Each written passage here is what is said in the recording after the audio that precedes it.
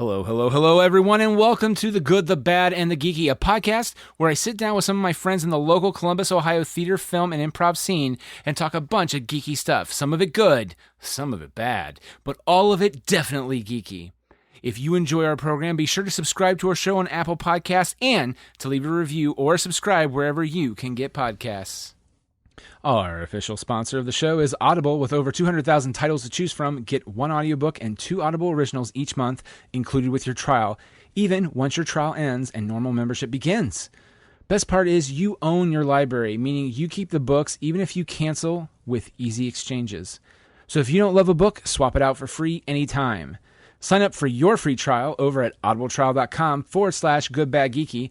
Download the Audible app and start enjoying your new audiobook now. Also, support for this podcast has been made possible by our Kickstarter backers, Ashley Carson, Catherine Ranella, Wooz, Yannick, Doug Poeta, Christopher LeBlanc, Andrew, Kenny, Jerome Wetzel, Casey May, Anonymous, Tavia Ordway, Anthony Portillo, Jen and Brian Petrie, guest 16554255418, Laura Spires, Kimberly Barr, Kyle Jepson. We here at The Good, the Bad, and the Geeky want to advise listeners that this episode was recorded during the pandemic between the end of 2019 and the end of 2020. In this episode, I am here with Ashley Collins. As we sit down and talk about Clueless, the books, the movie, the TV show, we break a conspiracy, everybody. You'll find out what that is. But all of that on this episode of The Good, the Bad, and the Geeky. And a word of warning that there will be spoilers aplenty, not just on this, but anything that we talk about and all the stuff we just listed. So listener beware. If there's anything you want to say about Clueless and all the stuff we talk about, join in the conversation by interacting with us via social media and email. Twitter and Instagram is username goodbadgeeky, or email me at goodbadgeeky@gmail.com. We may read your comments on the show at a later point. So Ashley, Clueless. I think you and I have casually, ships in the night, passed and talked about Clueless before. Oh, probably. I love Clueless. And I wanted to revisit it on and I say a professional critical level. I say that and yeah. But no, I just wanted to, I guess, rewatch it with a somewhat critical eye, which is really hard for me because I've already seen the film and I have very fond memories of it. Back in the day. So I'm already feeling you're leaning towards one way on this, which is you really enjoy the film, but I love it. But no, I'm down for critically tearing it apart. Well, so did it hold up for you when you watched it the other day? Yes, because I do have that nostalgia with it, but at the same time I'm just like, this is really ridiculous. Oh, well, I will say this, there's parts of it, if it holds up, but for very different reasons. So when you and I, okay, and this is me showing my age, but when that movie came out, I was 14. When did you see it? I think I was 11. 11. But so but the great thing is you remember the before times before cell phones. Yes. And so they're shooting that in the movie that it's everyone has a cell phone because they're rich, snobby LA brats. But so it plays completely different, I think. Yes.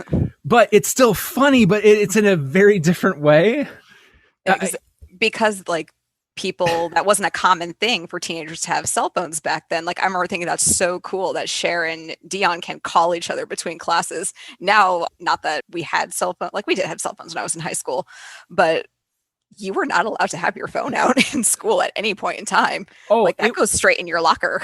Right. And it was such a big deal that you had pagers. Pagers, I think, was still a little bit more prevalent, but they had the one, they even have the flip phones. It was just the one Nokia. Did.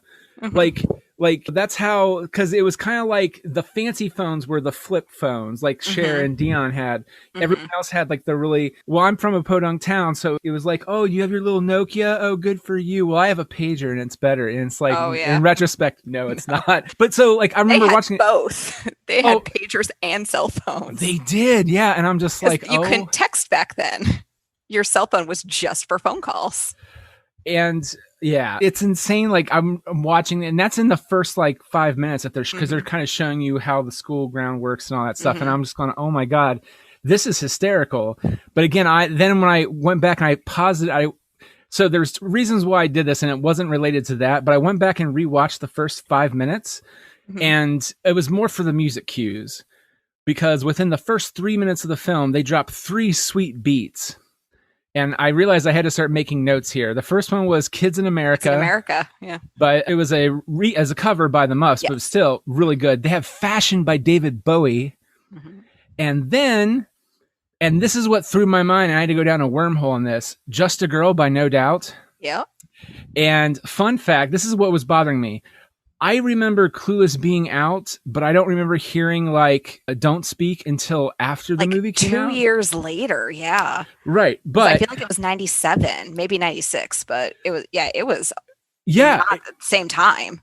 Well, I think it's on the soundtrack, but it for sure premiered in the movie. The single came out in 95.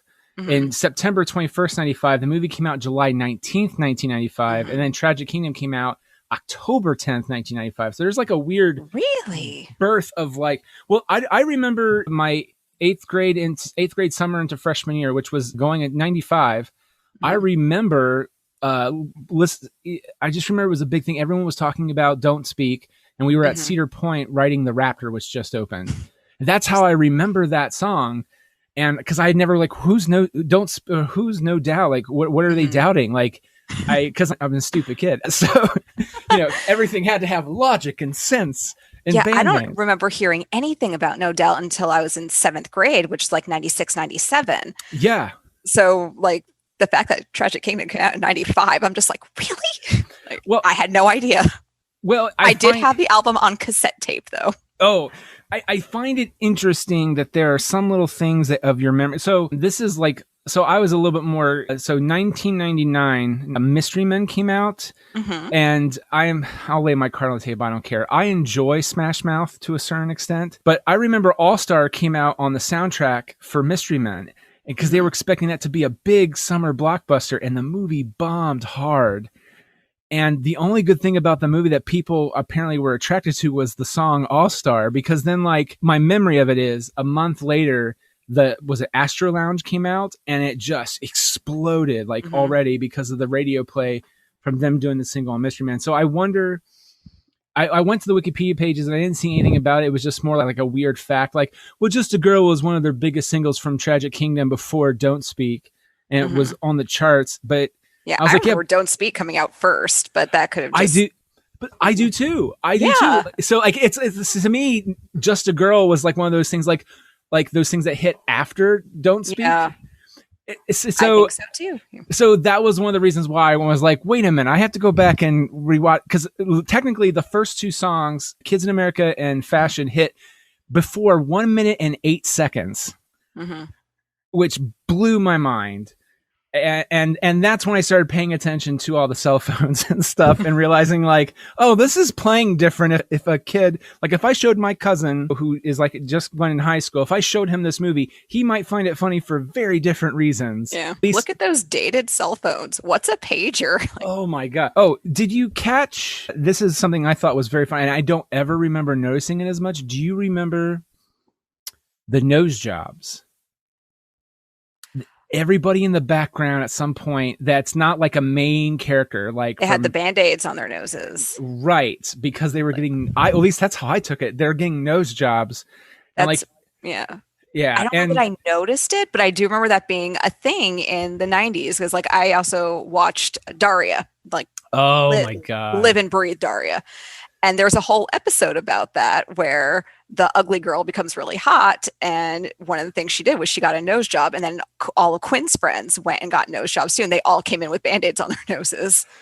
Oh, who was the ugly girl in Daria, though? Because Brooke. Okay. Yeah, she was in like one episode. Because then at the very end of the episode, her nose job caved in.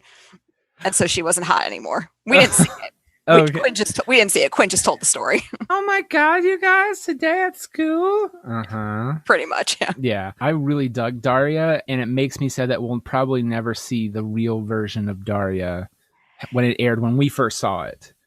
If you look into the depths of the internet, you can find episodes with the original music in it. And sometimes they change the music like just enough so that they don't have to copyright it, but you're just like, oh, I remember what song was playing there, because you can tell because it kind of sounds similar. Okay. And then, but there's one episode, like, and then we can get back to Clueless, but there's that one episode where they're on their road trip to whatever their version of like Lollapalooza was. I don't remember what it was called. Alternapalooza. And they have like, everyone's like, they're in their van, like Trent and Jesse's van going to this concert. And it doesn't read well anymore because they had to change the music. And Trent says, like, this is like that REM video, except you can't read anyone's mind. And it doesn't play because in the original, they were playing Everybody Hurts, which is what happened in the REM video, was like it would show someone and then at the bottom it had like what they were thinking. So that's a joke now in you watch the DVDs of Daria that doesn't hit because the music's not there. But that's the only one that I can think of off the top of my head where like you need the original music in it. I have to ask, do you own the DVDs for Daria? Oh, of course I do. I'm jealous because I didn't even know they had DVDs of Daria because I remember for me, the only way I could rewatch the show, I think it went on Hulu for a bit. I don't know if it's still on Hulu, there. Yeah. I don't know. I don't think so. But... Noggin had it like in reruns. Yeah. And because that's also how I found out about Degrassi. Well, I sadly don't. Well, the only thing I know about it is this is... it looked interesting, but I couldn't be in the right mind space when I was trying to watch it. But again, I was also like 25. Yeah, I was definitely too old for it when I started watching it. But yeah, I was trying to watch it because Kevin Smith is apparently a huge fan, and they gave him a chance to write 3 episodes with Jay and Silent Bob. But they're not. That's why Caitlin in Clerks is named Caitlin. She's named after the girl from the original Degrassi. I did not know that. Yeah. That is freaking awesome. Yeah. But so that's why I was watching, and I was like, well, where do you get Degrassi? Well, at the time, it's like, well, they don't air it here in the States unless you have like fancy cable channels. And like 3 years later, Noggin came out and they hit, that's all they aired. And then at like midnight, they showed Daria, and I was like, oh my God, Noggin. Yeah. So Clueless though. What are we talking about? Yeah, Clueless. Well, see, we just inceptioned the conversation. That's part of the fun. The other thing I did catch, and this is kind of a mild criticism. And again, this is super mild. At this point, I'm trying to find reasons to not like the movie. I thought some of the choices at the very beginning, they use a lot of shots that have nothing to do with Cher directly. It's just they're showing kids in Beverly Hills doing their thing, and it looks like an ad. And that's the very first line of the movie. Yeah, well, yeah, but they reuse shots, and I know it sounds super nitpicky, but I expected better from Amy Heckerling. I guess it was just like, didn't we just see that shot? It does nothing. Okay, all right, and in my mind, oh no, wait, like her head is crooked slightly different now, so it's a completely different scene. Well, it was the scene where I think they're all like sitting there drinking drinks by the fountain or something like that. And Cher's not even in it. She's just talking about kids, and then she's showing about whatever. And it's just like, and it's one of those like where the camera, you guys can't see me do this, but the camera's zooming all out and it's shaky. Yep. And I was like, cool. And I was like, I don't remember the movie opening this way. And then when I watched the second time with the music, I was like, oh man, that's a reuse shot. Okay. I don't know why. That's weird. But again, that's me like trying to find something to nitpick at that point. I didn't really notice. See, you're perfectly. If it wasn't for those 3 record drops at the beginning, I would have not probably noticed either. Well, now I need to go back and watch it again. It's really, it happens really quick. It's one of those. It's super quick because also you're just going like, oh, this is good music too. It's a weird. So some other stuff that should be pointed out is that Alicia Silverstone is Cher, Stacey Dash is Dion, Murray is Donald Faison, and also I have the cast list here. These are some other people that for me, this is how I knew them as, no matter how many other movies they got cast in. Breckin Meyer played Travis. Jeremy Sisto was Elton. See, okay, so this is weird. It was on cable all the time, but the clips I saw, I didn't really care for the small clips. So I know Wallace Shawn, not from Princess Bride. I know him as Mr. Hall from Clueless. Principal Mazer from the Goofy movie. The Goofy movie. Well, there you see. Isn't that weird? Like you're just going to like, everyone's like, oh, it's the guy from Princess Bride. The Princess Bride, yeah. And that's what you say so that you don't sound like an idiot. But just like, that's not the first thing that comes to mind. I have a question. Who is the second character you think of when you think of Wallace Shawn? Is it Clueless? Probably. Yeah, Clueless. Okay. So Princess Bride is third. For me, it would be Rex from Toy Story. Like, yeah. He's like, my arms are not big enough, and I can't hit one button and jump over here. Like, yeah. So for me, the film. See, I forgot he was in that. The film I don't know nerd in me how. is right. Like what you said, I try to bust out like, oh, Princess Bride, totally. But it's like really, it's like Clueless, Yeah. True Toy facts. Story. I have seen Princess Bride once. I think I was 19 at the time, so it's been coming up on 20 years. I have not seen it I've not seen the full thing in years. When I watch it now, there is something weird for me. Like when I watch clips of it, I haven't seen the whole thing. I watch clips of it, I go, I think I would really enjoy this. I don't know why I didn't really watch it before. Yeah. I think it bothered me that Wesley is the hero, but like from what I gather, like he's kind of paralyzed but he still does stuff. And I don't really understand. Yeah. I'm just like, it's one of those where I'm just like, I should really watch this again. Cause I remember I loved it when I saw it.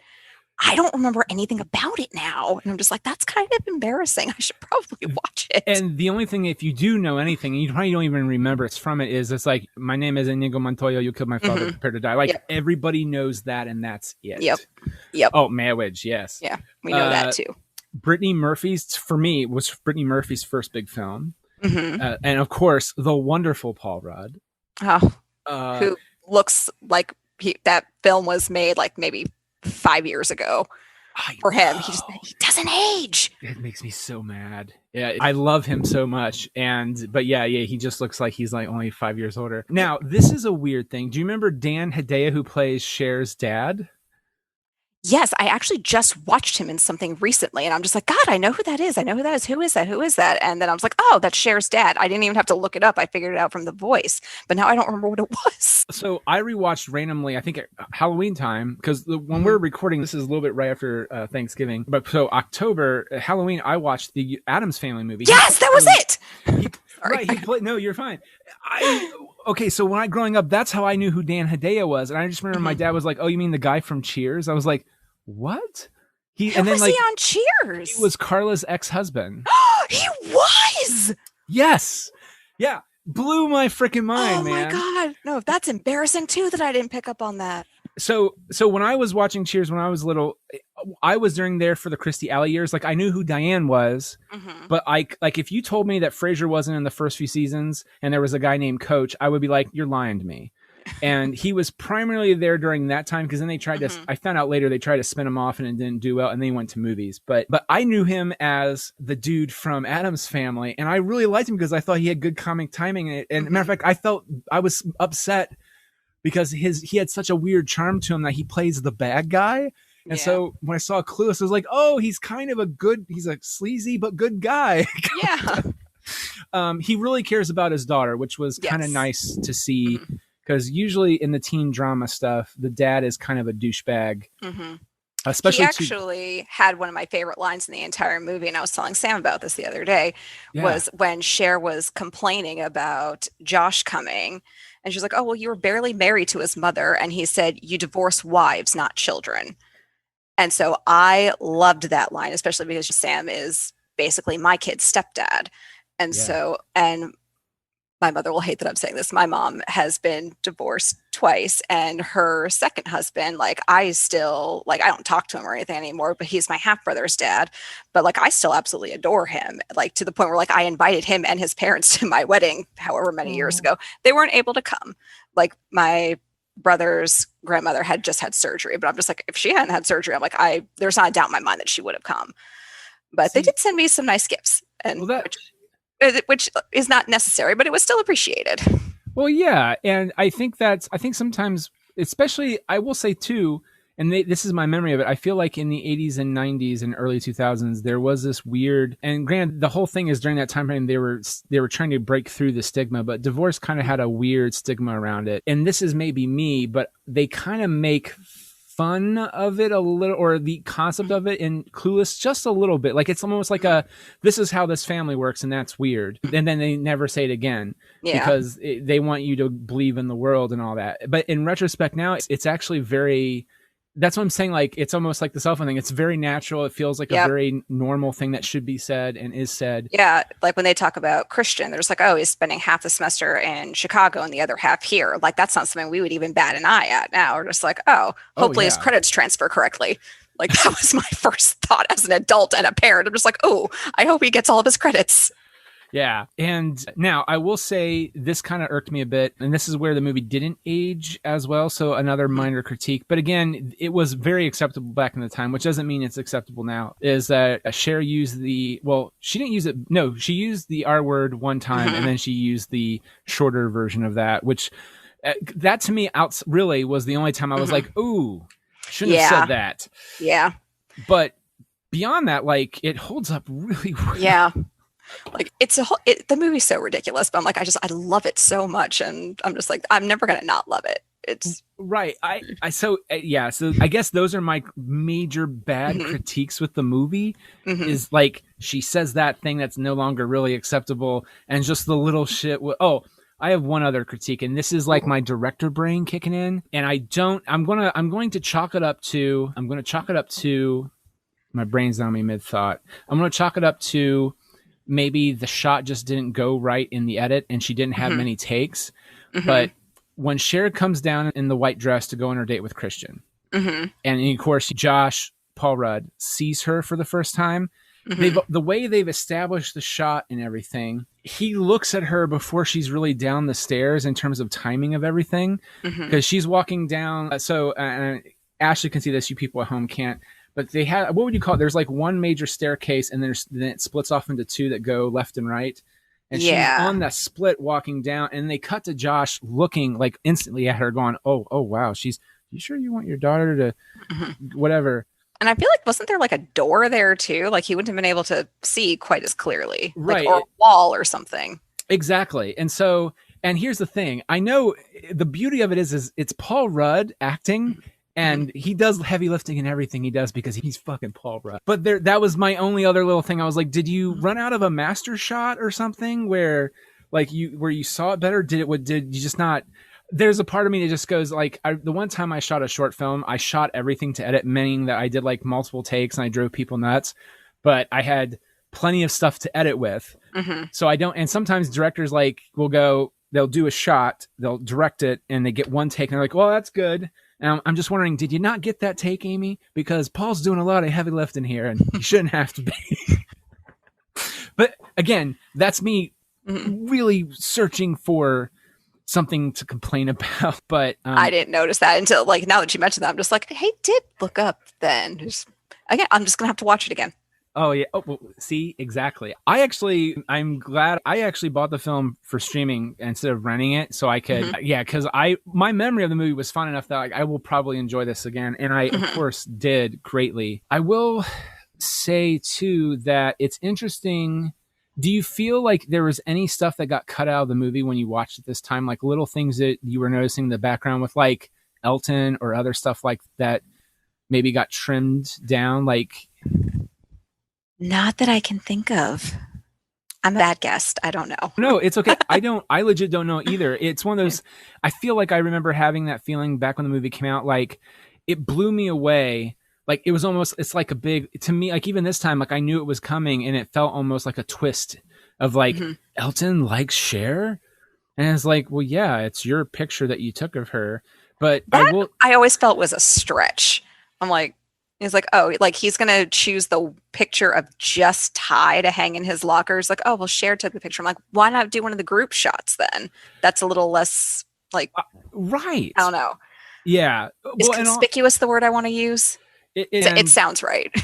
And also at the beginning of the movie, when they're introducing everybody, like outside of the whole fact that Elton always goes like, you want to answer my question? Yeah, I can't find my Cranberry CD, like weird shit like that. That's a legit concern. It's the Cranberries. Come on, the Cranberries, fantastic. Zombie, he like at weird points like is like rubbing her Cher's shoulders in shots, and he's like trying to like mac on her a little bit, and you think you just think nothing of it until then, and you're like, but it felt still so far removed. I kind of wonder if stuff got cut. That's all. I can't find anything in like the production notes on Wikipedia or anything like that. It's very weird in that regard. There's got to be an uncut version out there somewhere that we have to track down. I think so too, because I kind of feel like there was some stuff with Travis that kind of maybe got like what made him, like, for example, I feel like they left you enough in there to put the pieces there, but like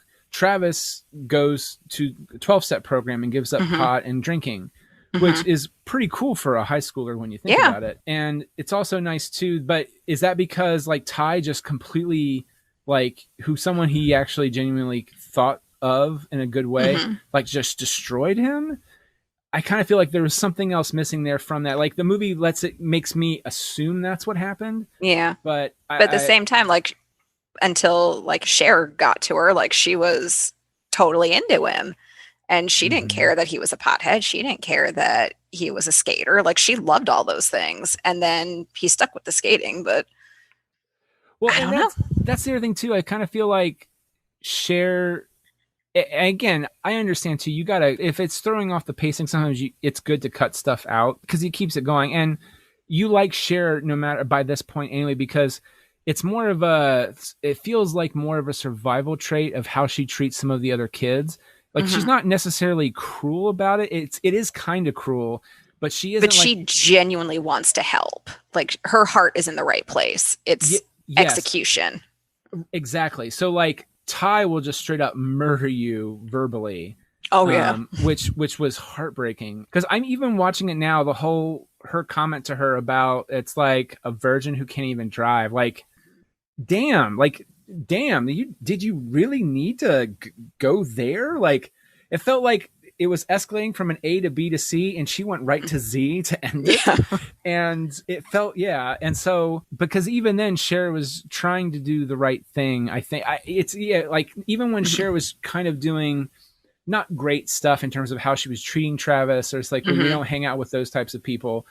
There was like it's almost like a decorum of rules of play that she was following. Ty doesn't follow that. No. But because I wonder that too, if like maybe there was an extra scene where you see Cher's perspective of, oh, maybe I should be nicer to him, or just everybody, not just like, And also, I like that they dropped the wedding back in at the end, but I wonder if there's another scene of her wondering if she did the right thing, because I feel like that's what happened in Emma, which supposedly Clueless is based after. Yes.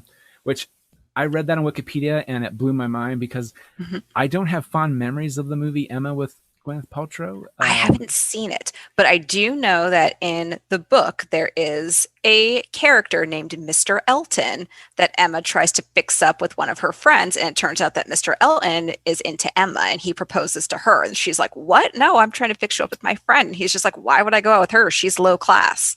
Oh. So well, see, that makes me want to rewatch, not rewatch. It is rewatch. This might be some. I remember I saw Emma because my mom wanted to watch it back when it came out years ago when Gwyneth Paltrow was in every Miramax movie ever. And I just was like, oh, Gwyneth Paltrow, yay. Again. And also, like, this is also teenage Nick going, like, I don't like Jane Austen. Yeah. But little would I have known if I actually paid attention that Jane Austen is Clueless, and Clueless is Jane Austen. So now I do kind of want to go back and rewatch that. You know, I've been saying for years, like, I need to watch it. Like, I have a copy of the book. I think I may have gotten rid of it, but I'm just like, and the entire reason I bought the book was because I'm just like, oh, this is what Clueless is based on, and then I still never read it. Okay, how about this? Within hopefully less than a year than now, we'll watch Emma and we'll talk about Emma. Yes. And we'll compare it to Clueless. And here's the thing. I'm going to bet Clueless is going to be a better movie. It's going to be way better. But watch it. That's the whole thing. You know what? That's the challenge. Is Clueless, or is it one of those ones where it's not as good, but it's actually not a horrible movie? But I'm probably not going to like it. We'll watch Emma and then we'll compare. We'll watch Emma and we'll contrast and compare. Yeah. What other notes do I have here from my little... the PE teacher was Julie Brown, and that might be something that I recognized. I know her name. What do I know her from besides Clueless? So this is weird. I remember her from a really weird direct-to-video movie with Bobcat Goldthwait called Shakes the Clown. Okay. But I also remember her from a Comedy Central TV show called Strip Mall, and I remember it's comedian Julie Brown. And it was one of those things where it's like, oh, it's the girl who played the PE teacher in Clueless. Cool. Now, when I'll look it up now to see what I know her from. Well, so I'm trying to think of what else. Like, you might know her unintentionally from Minerva Mink from Animaniacs. That's Possibly. oh, she was also I think in wait a minute, Wizards of Waverly Place, but no, there was Camp Rock. Maybe. My daughter has seen parts of Camp Rock. I don't know that I've watched any of it. Okay, D. Like, LaDuke. I know you have a daughter, and I was thinking that's probably yes. why you might know her from. Well, geez, I'm trying to think of. I know I'm going over IMDb right now. I'm just like, what do I know her from? Yeah, she's done tons of Disney stuff. And she does actually surprisingly too, which surprised me even more was she does some decent voiceover stuff too. Yeah, I'm So, seeing like, that. Nope, so I don't know what I know her from other than Clueless, but I know her name. So I must have seen like ads or something for Strip Mall. well, okay, well, I'll ask you this too. Did you watch MT? Because I think this will maybe tie into this. So, well, Mhm. actually, I'll say this first so I don't forget about it later. Downtown Julie Brown was an MTV VJ, so you might know the name from that. It's not the same person though. That might be what I'm thinking of because that does sound familiar. Okay, so by me leading with that, did you watch MTV a lot? When you were No, okay. I was still living with my dad and my stepmom at the time, who were hardcore Christians. We were not allowed to watch MTV or VH1.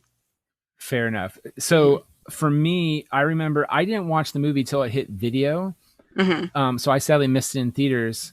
But I do remember that MTV ran like, and I know now after reading the page or reading the wiki page, Viacom, who owns Paramount, also owns MTV. And so they had this weird thing where, like, I remember they were doing the premiere where it was like a 2 hour event where they were on a beach and partying and playing music videos, but like interviewing the cast, and they got to host it for a little bit. Like it was like a beach party. It That's was fun. it was, but like, and I remember watching that. Like that was the only time I really watched the movie, kind of thing. Mm-hmm. It was really bizarre. So like, I saw so many clips of the movie without understanding what the movie was actually about Mm-hmm. for a year. I was just curious if anyone else remembers that because I didn't watch MTV. That was around the time I was starting to watch MTV. Mm-hmm. So it was weird. Yeah, I didn't start watching MTV until a few years later when I moved in with my mom, and she didn't care what I watched so long as she trusted me to make good choices. And yeah, MTV wasn't all that impressive. I don't know what my parents were freaking out about, but The 90s were risque, Ashley. They were risque. You had they Will Smith were. in a suit dancing to Men in Black. And That that's very was bad, apparently. luckily that came out No. after I moved to Ohio. So Well, that one I saw. well, I think maybe too they might have been worried because of Beavis and Butthead. Maybe. Yes, that was a big no in my house. And like Yeah. not to be talking trash about my parents because they did their best, but like they had a lot of weird rules, like with TV shows. Like I wasn't allowed to watch Step by Step because the kids were rude to their parents. I am a little surprised by that because that to me like was the pinnacle of family television was Step by Step and Family Matters. Mm-hmm. Family Matters, Oh, and Full Boy Meets House. World, Step by Step, and Full House. That was the TGIF lineup for a while. Oh yeah. Like And although maybe not Full House, that was on Tuesday nights. What was the other one? ooh, look at you. Oh, busting Hanging with out, Mr. like, Cooper. Hanging with Mr. I liked that show. The only thing is I Yeah. started that show like in season 2 or 3. And by the time it got to, or whatever it was like the season before the last. And then they started moving it around to like Friday, or not Fridays, but to another time. And Yeah. I love, because I was like, stupid Mr. Cooper taking time away from Family Matters. And I remember watching, I was like, oh, this is really good. Yeah. No, I understand about the parents thing a little bit Yeah. because like I remember my babysitters they taped and watched the Simpsons Christmas special. Mm-hmm. Oh, I was not And- allowed to watch The Simpsons either. Right, but if I was at home, they could not catch me watching Simpsons. But here's the thing: they gave me a TV. Like they bought me a TV one year for I think I was like 12 or 13. I started watching The Simpsons, and it's like at that point they kind of didn't care anymore. Well, Yeah. my mom cared, 13 is probably okay. and my dad didn't care. But like it was really bizarre. Like, but I wasn't allowed to watch Beavis and Butthead, and that came out like right before Clueless came out. I think like 93, 94, 95. Sometime around then, yeah. Yeah, I was not allowed to watch Beavis and Butthead. It's same kind of, and also I wasn't allowed out of my house past 7 p.m. I couldn't ride my bike anywhere. It's really bizarre. Some of the rules my parents had to. Yeah, and it's one of those things that, like, I try to keep that in mind now since I do have kids. So I'm just like, no, you can't watch The Simpsons. Absolutely not. So like, I kind of understand where my parents are coming from now. Well, You have a son too. I do. What age? This is me. Sorry, asking Ashley a question that has nothing to do with the pod. It could be. What age would you let your son watch Star Wars, or how have you already let him? My kids have seen episode 4 because that's how you're supposed to start. And that's not how I started. I know this is really sad. I watched them in 1, 2, 3, 4, 5, 6, 7, 8. Yeah, that's how I saw them, which is why I wasn't really into Star Wars for a while. But now I'm just like, no, 4, 5, 6. I'm like, that's how you do it. And then you skip over 1, 2, 3, and then wait till they're adults and let them make the decision if they want to see that themselves. Well, I throwing this out there as an alternative. I read this in an article, and if I can find it, I'll send it to you later. It's an interesting article. Like when I have kids, I want to try it, which would be do episode 4, I think it's called the machete cut, which is do episode 4, episode 5, and then you do episodes 1, 2, and then this is optional. You do Clone Wars, the TV show, and then you do episode 3. And then you jump back to episode 6. And I hear the general consensus is that especially if they're like 12 or something, they might not enjoy it that much. And then you just want to watch 4, 5, 6 and go from there. But especially if they're under that age though, and they're watching it, apparently the general vibe is, well, they're rooting for Anakin. And so they think that Darth Vader is lying to Luke. And so then so it's almost like a flashback. And then in Return of the Jedi, it's like it creates a whole complex of emotions, which the child might have anyway when watching episode 6, but it just makes it more dramatic and more whatever. And it just blows my. I was like, really? I would have never thought the machete cut would be worth anything. That's interesting. But yeah, my kids were not into it. Like I try to get them to watch. Now, my son's name is Harrison. So once I told him, just like, oh, the main guy in that, his real name is Harrison. It's not Harrison in the movie, but his real name is Harrison. That got his interest a little bit, but not enough. So I'm like, we may try again when he's a little bit older. That's cool. Yeah. It's just like Harrison Ford always talks like this, as long as it doesn't always, hey kid. That's Harrison Ford impersonation for you. I just thought it was funny where apparently Mark Hamill did that on some interview, and like I think it was on Jimmy Fallon, and then Ford was out to promote some other movie. I think it was the one with the dog, Call of the Wild. And he's like, oh my god, it's so great. We had Mark Hamill here. Let me show you this clip real quick. And he does the impersonation. He's like, I don't talk like that. This is really funny. And that reminds me of Clueless, in that the girl who played Julie Brown did a lot of cartoon voice. We brought it back around. Wraps it around. Yeah, she played like the fact that it has her listed here as Minerva Mink blows my mind, because Minerva Mink is the character that got banned from Animaniacs because she was too sexy, and it blows my mind. That's funny. I'm going to have to look that up later. Yeah. Anyway, no, I don't know why I thought of that, but I remember seeing that picture and I was like, oh my God, it's Alyssa Silverstone as a kid. Man, she had long hair. And that was the whole thing, is that her son Bear, during the pandemic, she let her son grow his hair out as long as, because she was like, I'll cut your hair for you if you like. And he's like, no, Mom, I want to let it grow long. And the whole thing of the picture was, it's like before and after, and it got cut down really short. But like in both times, he looks exactly like her. I'll have to look that up. Big, beautiful eyes. And I was just like, oh my God, that is literally a spinning image of Alicia Silverstone. Because I feel like I didn't know she was in Suburgatory. I don't remember the last time I saw her in anything new, which makes me sad, because I thought she had good timing. She's on the new Babysitters Club TV series. Is she? She is. I'm sure tons about the Babysitters Club. Oh, I do. Sadly, I do know tons about the Babysitters Club. That was my jam when I was a kid. But like there's not really like a main character, but like the girl who came up with the Babysitters Club, that character's name is Christy, and she plays Christy's mom. Oh. So she's been in all 10 episodes of the new series. Have you enjoyed the new series as a fan of the original? They made some changes. They were necessary because these books originally came out in the 80s. So I'm like, they had to make some of these changes. And then some of the changes they made to be a little more inclusive, because like in the original series, almost all the girls were white. There were these 7 girls. There was one Japanese girl, one black girl, and then the other 5 were all white girls. So they updated. They made one of the characters mixed. They made one Latina. And so like, and that's great. Like it doesn't take away from things. Like it took a little getting used to because the girl they made Latina, like in the original series, they're just like, oh, she has the long blonde hair that's almost white.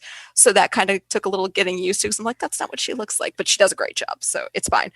But yes, Alicia Silverstone is so good at it. Like she has a decent sized role considering it's mainly about these Girls, 12-year-old yeah. girls. But That's awesome. yeah. Yes, so she is still doing things. No, that's good. Because I remember she did Batman and Robin, and Yeah. I like the movie's not good. No. But I remember the only thing that I walked away from that movie going like, well, I hope they keep going with Batgirl because I actually thought she was a good Batgirl. It's just Yeah. they wrote actually her role was not written poorly, but they were making well. It wasn't great either, but like she was one of the best written parts of the movie in comparison. And Robin, I also like Chris O'Donnell too. Like I just felt like they walked away a little bit more unscathed, but she kind of didn't because I feel like she disappeared after that movie and she started doing animal rights stuff. And then like I remember I felt it was like 10 years ago she was in a kids family movie, and that was literally the last I saw. She was in the Diary of a Wimpy Kid. Yep, there it was. Yep. So I don't even think it was that long ago, but yeah, it was like Really? a long time. I'm just like, she's playing moms now, and then I had to think about. I'm just like, well, she was playing a 16-year-old in 1995. Of course, she's playing moms now.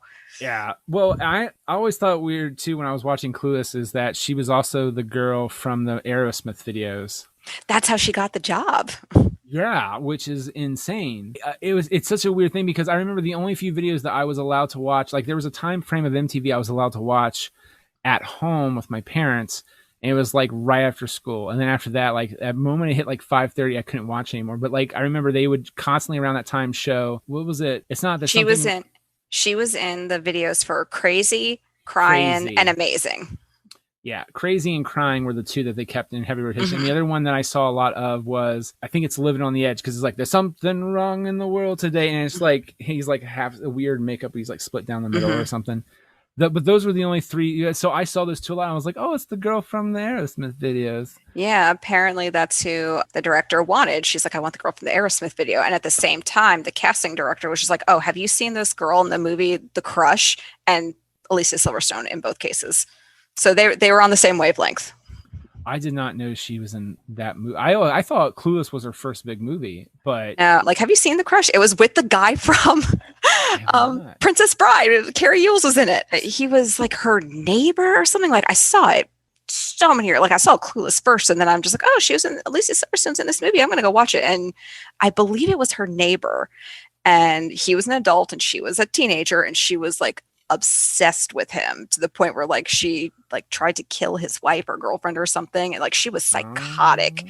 And then I won't spoil the ending, but you know, 1993, The Crush, Adrienne Forrester. Holy crap.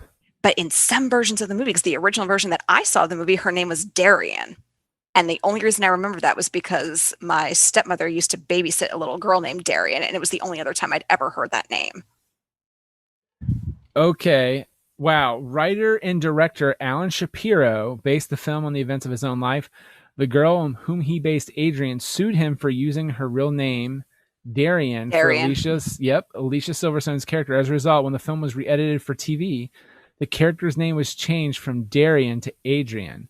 Silverstone is still credited as having played Darian Forrester on IMDb. The Laserdisc and VHS versions retained the original spoken dialogue that the character is called Darian. The theatrical trailer also refers to the character as Darian if you view it online. That is crazy. Yeah. I don't remember, like the movie was insane. Like I remember thinking it like that it was like creepy and scary when I was younger, but I don't know how much I'd be creeped out by it now.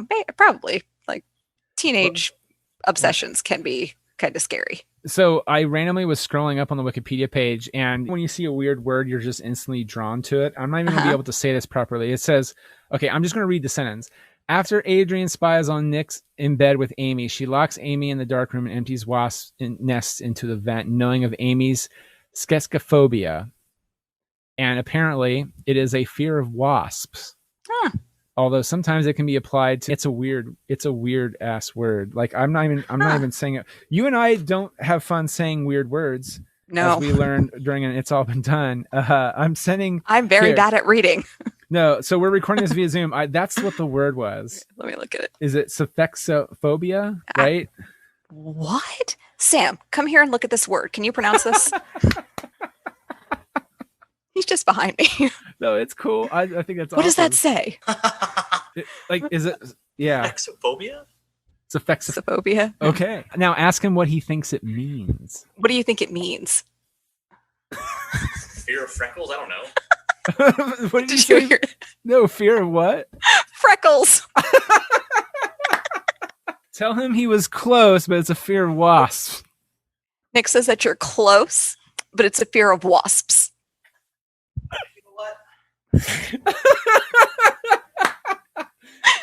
He goes, it's the same thing. You're so close. It's exactly the same thing. It's just cause freckles is what he said. Oh, oh my God. No, did Sam watch Clueless with you when you guys watched it? He did not. No, he went down to the basement and like watched some streamers or something, like gaming. Did boy things? No, whatever. Probably, yeah. Clueless is a great movie, Sam. He's upstairs now. He can't hear you. Oh, okay. Damn it. Okay. Tell him though. Okay. It was like I asked him. I was like, "Do you want to watch it with me?" And he was just like, "Nope." My wife did the same thing. I was like, "Hey, do you want to watch Clueless? I think it's going to hold up really well. I think." And she was like, "And then I don't think he's ever seen it. And I'm just like, you know what? I'm like, I'm gonna rewatch Onward with him when he does his rewatch before you guys do your podcast. Sorry. To get back to Clueless, is that they really want you to know that Cher and Josh are no longer brother and sister. Yes. Like, well, apparently that was a big deal with when they were trying to get the movie, like someone like a studio to pick it up, because I think they said like it was like Fox or something. I don't remember who it was exactly. I was reading some interesting facts about the movie earlier, and they didn't like that. They're just like, no, that you can't have the step siblings end up together. That's like incestuous. And Amy Heckerling's like, they're not related. Like that's why they stress like that the parents were not married very long and that they'd been divorced for 5 years. So like that's part of the reason there was because like studios were very like about that. I get it. There's a part of me as an adult, it's just like, ooh, but it's also, it's like, but it's Paul Rudd. He's Paul Rudd. Adorable. It is. Melissa Silverstone, and she's cute too. And so it's like they're just the perfect couple. But that felt way more, I don't know, like way more subtle by the time it's like, well, technically you're my brother. And it's like, hey, everybody, knocking you on the head. Did you know that you're not related anymore? We're not related. Yeah. Oh, again, I need to point this out. The background extra work that Heckerling does. I remember it's been years since I've seen Fast Times and Look Who's Talking, but I feel like some of the background visual gags are really good. So there are two moments that got... when you watched it, did you laugh out loud a lot, or was it more like, oh, that's funny? My memory of that's funny. Or was it like legit laughing? I like this time when I watched it, I don't think I laughed out loud at anything because I still have like 85% of the movie memorized. The most of this movie was more like, oh, that's funny. That's funny. That's funny. The freeway scene got a genuine laugh out loud moment because it was just so ridiculous. So over the top. It's so over the top, and it's just as ridiculous as I remember watching it years ago. But to be fair, though, driving in Los Angeles is terrifying. Oh, I've not been there, but I've heard horror stories. I have. Oh, you have? Oh, see. Yeah, I went there a couple years ago, and like I had a rented car and everything, and like I was on the 101 driving my rental car, and it was terrifying. I was probably asking, was it the 101 or the 405? But it was the 101. You already answered it. Yeah. It was the 101. Oh, I heard the 101 is worse because the 405 gets backed up more. I think. So at least then you're stopped. Right, but the 101, it's like crazy people. Yeah. And trying to like figure out like the carpool lane. Like there's a designated thing, and I did have my friend with me at the time, so I was like, I think we can use the carpool lane. Yeah, because technically there's someone in the car with you that you can. It's like, well, officer, we're carpooling to that place that we're going to. No, at that point I just show them my out-of-state license plate. Like, is this not allowed? Or driver's license? Like, is this not allowed? Am I not allowed to do this? But I didn't get pulled over though, so I was fine. Look at you! I wasn't thinking of like, I'm an out-of-state officer. I don't know how it works in the big city. I'm from the sticks. I'm from the sticks in Columbus, Ohio. I don't know what you're talking about.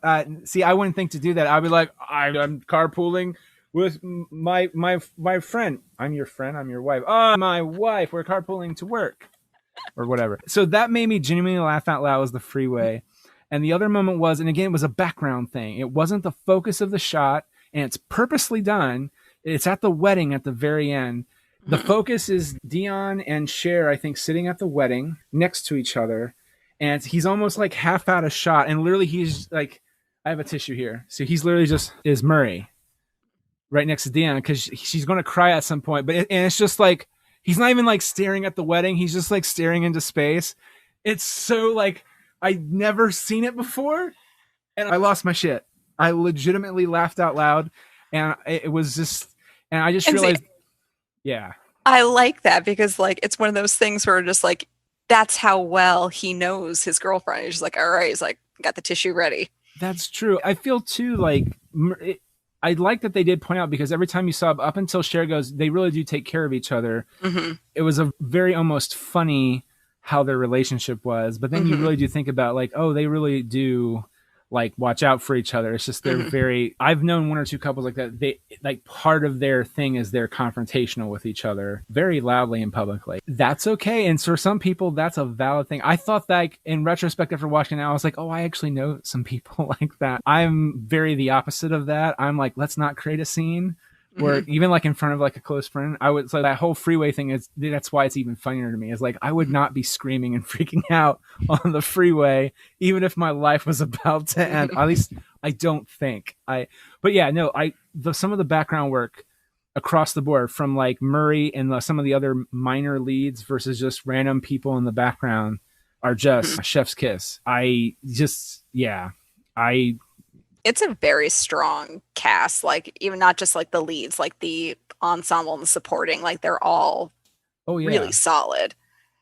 Well, so I'm not going to have a lot to say on this myself, but I thought I saw you mention it. And so when we sign up for the podcast for GBG, sometimes there's minor little conversations happening. You and Kyle talked about the TV. You watched the TV show too? I did. I didn't watch the entire series. I think it was only on for like 3 or 4 seasons. I watched the first season, I think. And then, because I think it ended up being part of either the new TGIF that no one watched, or it was Saturday morning, like when like Saved by the Bell, California Dreams, and Hang Time were all on. It may have been part of that little lineup. Yeah, I watched a lot of TV.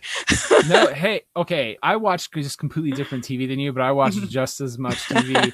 My thing was it shifted to this weird like, oh, I don't do Nickelodeon shows like SpongeBob and Fairy Odd Parents and stuff like that, because I was like the original Nicktoons. Oh, yeah. I was lame. In retrospect, I've rewatched some of them. They're actually really good. But no, I was just curious because I remember I felt like I watched an episode and the girl, my memory of it was I felt like the girl who played, oh shoot, what was her name? Amber? Played Amber. Cher. No, like Amber, I think the girl that played Amber, I'm blanking on her real name, but she was still Amber. And Dion and Murray were still Dion and Murray. They recast Cher, Josh, and Ty. Okay. The girl who played Cher, her real name is Rachel Blanchard. Yes. She was blonde on that show. Like there was a period of time where she did have red hair. So that may be where the Amber confusion is coming from. Okay. I don't remember when she had, like she was in something where she had red hair. I'd have to IMDb it unless you want to get on that too. Yeah. The main thing other than Clueless that I know her from, sadly, is Seventh Heaven, because that was parent approved. I think she was blonde on that too. Yeah, so I just pulled her up. Yeah, Seventh Heaven, she played Roxanne. From 2002 to 2004. Yeah, she was a cop. And then reoccurring role in the first season of the crime series Fargo, which I watched that, but who the hell was she in Fargo? Like, I don't know. I have to pull her up now too. Like, I do know. So they have a picture of her on Wikipedia. She looks super familiar to me, but like not. It's a very weird. That's super weird. Oh, she was also in Are You Afraid of the Dark as Kristen. She played Cher Horowitz. See, I think that's probably why I got confused. Is that it felt like Amber, or maybe I felt like the scene I watched, it was just the girl who played Amber. I thought they were calling her Cher, but it might have been maybe that was red hair. Yeah, or maybe that was part of the episode. Like, I didn't watch much of it. But no, you're fine. I guess it's like a weird memory I have of the show. And I was just like, well, Alicia Silverstone isn't in it. I don't care if Stacey Dash and Donald Faison, who now, if I was just like Donald Faison's in it, I would always give it a chance because I find him to be like why I started watching Scrubs a few years later, and I now am a huge fan of Donald Faison. Oh, she was in Sugar and Spice. I forgot about that. What's Sugar and Spice? Yeah, that was high school cheerleaders rob a bank to get money for the pregnant head cheerleader. It's a terrible movie, and I love it. Oh my goodness! She was a redhead in Road Trip. I'm looking at the thing that was his girlfriend that he cheated on, and then he had to go tell her at the end. Holy shit! That's what she was, the redhead. That's probably why I also am aware of her in that. Because I've seen Road Trip a few times because Breckin Meyer's in that, by the way. Yes, he Clueless. is. Yeah. And then so is I watched the show. Well, I used to. It's not on anymore. The show Royal Pains. I never watched it, but I know of it.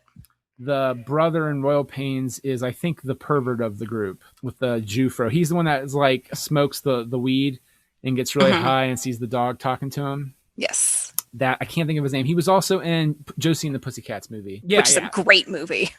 Oh. Also a great movie. Okay, so I have a weird thing with Archie stuff. The Ninja Turtle book that I really grew up loving was published by Archie. So occasionally, like, they would do weird, like, one-offs where Archie meets the Punisher and Archie meets the Ninja Turtles. And it was the comic book version of Ninja Turtles they did was the cartoon version that then weirdly spun off into its own thing, whatever. So it got a little bit more adult. And so by the time they, like, mixed the two together, it was a very weird mishmash. And I kind of felt like Archie was goody-goody. And I have fond memories of the Hanna-Barbera cartoon that was on Cartoon Network at the time, but that's where my knowledge ends. And I remember my one friend who is way more of an classic animation fan and Archie fan than I was, drugged me to see the movie. I did not want to see the movie. And I walked away feeling the exact opposite. Like, that was legitimately funny. It's such a good movie. Like, I remember not too long ago, the soundtrack to Josie and the Pussycats, the movie, was not on Spotify for years, and it was driving me nuts. Just like literally, like every few months, I would go and check Spotify. I'm like, is it on here yet? And then it finally was. Like, and I remember posting something about it on Facebook. And I'm just like, guys, the soundtrack to Josie and the Pussycats is finally on Spotify. I don't know how long it's been here, but since I last checked, I'm like, it has been added, and this is all I'm going to be listening to for the next 2 weeks. And this sparked a conversation with so many people. They're just like, that movie was amazing. And like, I remember one of my friends was just like, that movie was way better than it had any right to be. And I'm just like, true. Did you see it in theaters or did you see it on video or cable? I don't think I saw it in theaters. When it came out on video, I think I was working at Hollywood Video at the time. Yeah, because I used to work at a video store where, you know, when DVDs were just becoming a thing, and I was just like, oh my God, DVDs, whatever. But I do remember renting it and loving it. See, that's another movie where it makes me sad because there are some movies when you watch them, they're not hits. They might do modest, but I remember Josie and the Pussycats didn't even do modestly at the box office, I don't think, which made me really sad because I walked away going like that. I feel like they've marketed that movie completely wrong. This is actually really funny. There's actually, like, I remember I was surprised they did one kind of really risque, dirty joke, and it was with Tara Reid at Tara Reid's expense. At the very beginning. Was with the sign about blowjobs, right, or something? No, it was she had her sign that said "honk if you love pussycats," but they had like a telephone pole in front of the word "cats." Yes, yeah. I watched it recently. Okay. No, I don't just have this banked. I thought it was just, but either way, that's still like a kind of oh, geez, they don't believe they have that in this PG-13 movie. But no, yeah, I just remember like, I think I'm going to really like this movie, and I really did enjoy the movie. It made me sad. It was so good, yeah. Yeah, and I don't feel like Clueless didn't have that thing at all to get. Oh, Breckin Meyer was in Josie and the Pussycats too, and so was Donald Faison. So it's all linked. I knew. Oh yeah, they're in the boy band, aren't they? In the boy band at the very beginning, yeah.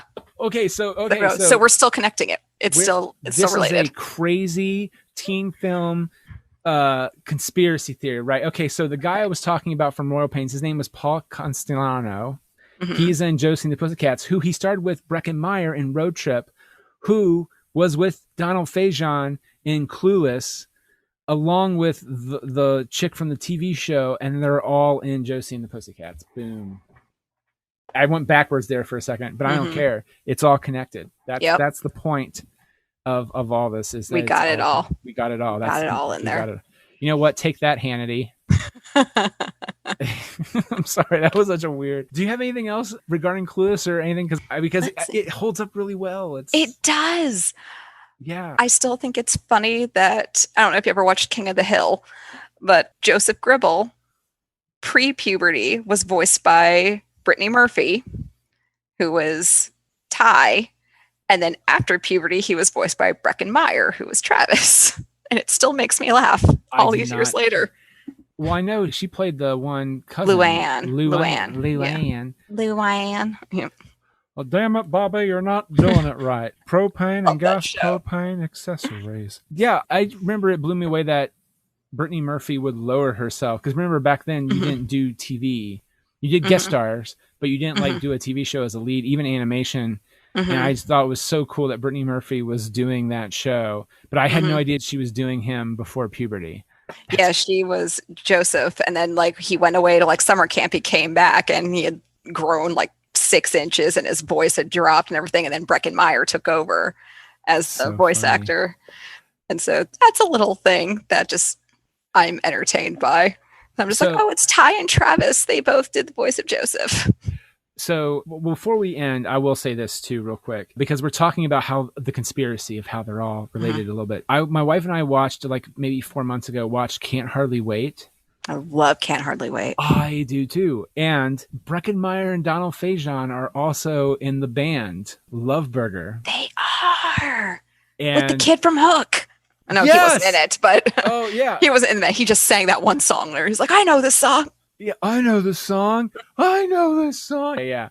I think that's so weird, and they're real good friends in real life because they're both on with Seth Green's Robot Chicken sometimes as weird voices. Breckin Meyer, I think, is considered a lead on the show, but Faison will stop by. Yeah, like half the voices are either done by Seth Green, Breckin Meyer, and like 2 other people. But Faison will come on occasionally and do voices and sketches with them, and I didn't know they were actually that close, but I was like, in retrospect, I was like, holy shit, they were in Love Burger. And then they've done they're in Josie and the Pussycats as the boy band. Like Seth Green was in that too. Yeah. Seth Green. Yeah. Like it's really making sense. See, we busted it right. We did. We figured it all out. Tap into the Clueless novels or anything. Oh my God. No, we didn't. Did we? Oh no. There's like a lot of them. I didn't know that. Oh, well, hold on. Just real quick.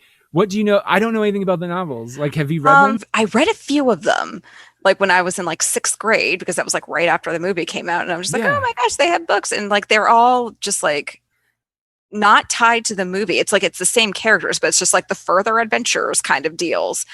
And like, and I looked up because I'm like, I had 2 of them. I don't remember what they were called though. So I went to go Google them this afternoon. And I had An American Betty in Paris, I think was one of them. And then Cher Negotiates New York, I think was the other one. And I thought those were the only ones. Oh no, there's like 15 or 20 of them. Oh my God. And I had no idea there was this many of them. Eventually they stopped using Alicia Silverstone on the cover and they started using Rachel Blanchard instead. So a lot of them I think are more tied to the TV show. Oh my goodness. But yeah, there's a lot of them. And I'm like, I don't remember the plots of any of them, but I had those 2. And then I had the novelization of the movie and I read all 3 of them. I read them a lot, but I don't remember anything about them now. Okay. So this is how we're going to end on this note right here. Okay.